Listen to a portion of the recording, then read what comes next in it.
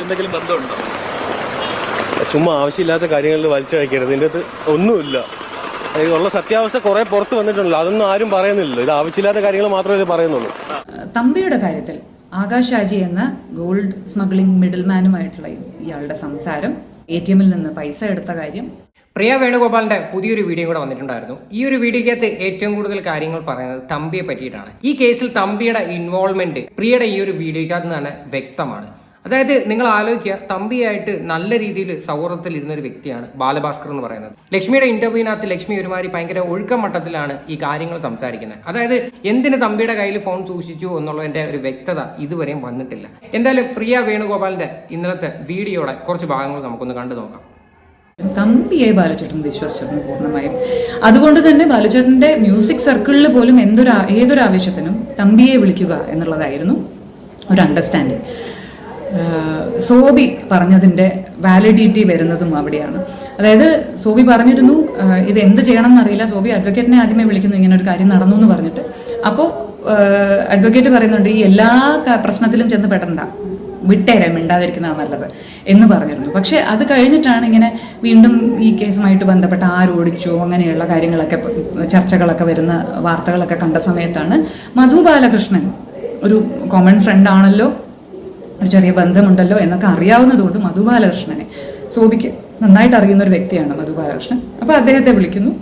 അദ്ദേഹം തമ്പിയെ വിളിക്കുന്നതാണ് കറക്റ്റ്, അയാളാണ് എല്ലാം നോക്കുന്നത് എന്ന് പറയുന്നു.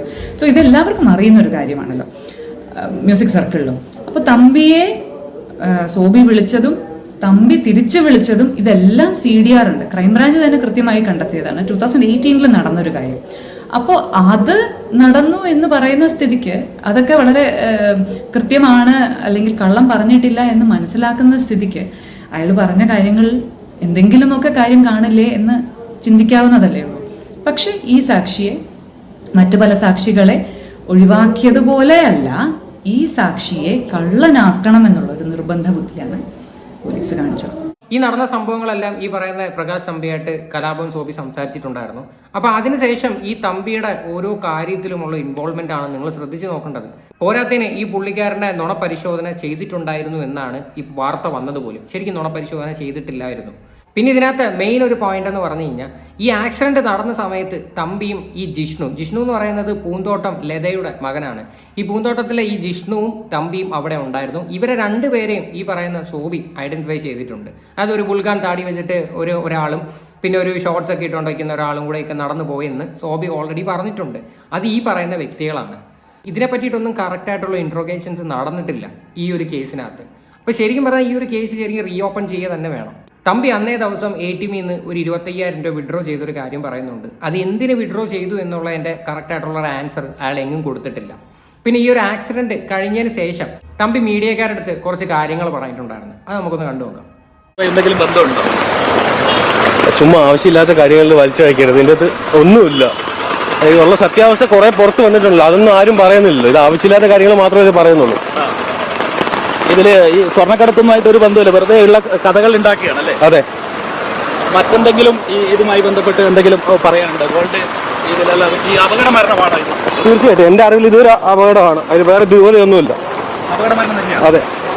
ഓക്കെ, തമ്പി പറഞ്ഞ കേട്ടില്ലേ, ഇത് അപകട മരണമാണ്, അല്ലാതെ ഗോൾഡ് സ്മഗ്ലിങ്ങുമായിട്ട് ഒരു ബന്ധവുമില്ല എന്ന്. ഈ പറയുന്ന വ്യക്തിയെ ഗോൾഡ് സ്മഗ്ലിംഗ് കേസിന് പിടിച്ചിട്ടുള്ളതാണ്. അത് നിങ്ങൾ ആലോചിച്ചോണം.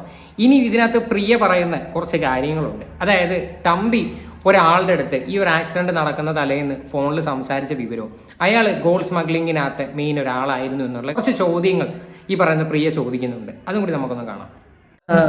തമ്പിയുടെ കാര്യത്തിൽ ആകാശ് ഷാജി എന്ന ഗോൾഡ് സ്മഗ്ലിംഗ് മിഡിൽമാനുമായിട്ടുള്ള ഇയാളുടെ സംസാരം, പിന്നെ നമ്മുടെ എന്താ പറയുക ATM-ൽ നിന്ന് പൈസ എടുത്ത കാര്യം, ഫോണും വാലറ്റും കളക്ട് ചെയ്തു എന്ന് പറയുന്ന കാര്യം.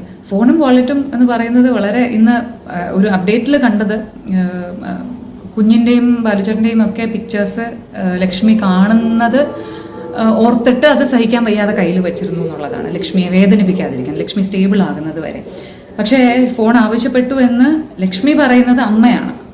അമ്മയ്ക്ക് അങ്ങനത്തെ ബുദ്ധിമുട്ട് ഉണ്ടാവണം എന്നില്ലല്ലോ. അപ്പോൾ അമ്മയ്ക്ക് കൊടുക്കാമല്ലോ. അമ്മ ലക്ഷ്മിയുടെ അവസ്ഥ അറിഞ്ഞ് പിന്നീട് അത് വേണമെങ്കിൽ ലക്ഷ്മിയുടെ കയ്യിൽ കൊടുക്കാമല്ലോ. അങ്ങനെ ഒരു ചോദ്യം ആരും ചോദിച്ചു കണ്ടില്ല.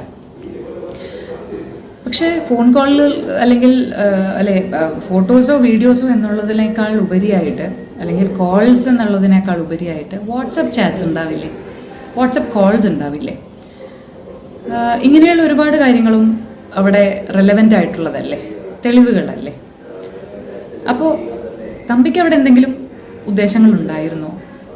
ബാലുചേട്ടൻ്റെ ഫോൺ എന്ന് പറയുന്നത് എല്ലാവർക്കും അവൈലബിൾ ആയിട്ടുള്ള ഒരു കാര്യമായിരുന്നു, എല്ലാവർക്കും ആക്സസ് ഉള്ളൊരു കാര്യമായിരുന്നു എന്നുള്ളത് നമുക്ക് ഇവരെ ചുറ്റുപറ്റുള്ള എല്ലാവർക്കും അറിയുന്നതാണ്. അങ്ങനെയുള്ള മൊഴികളുമുണ്ട്.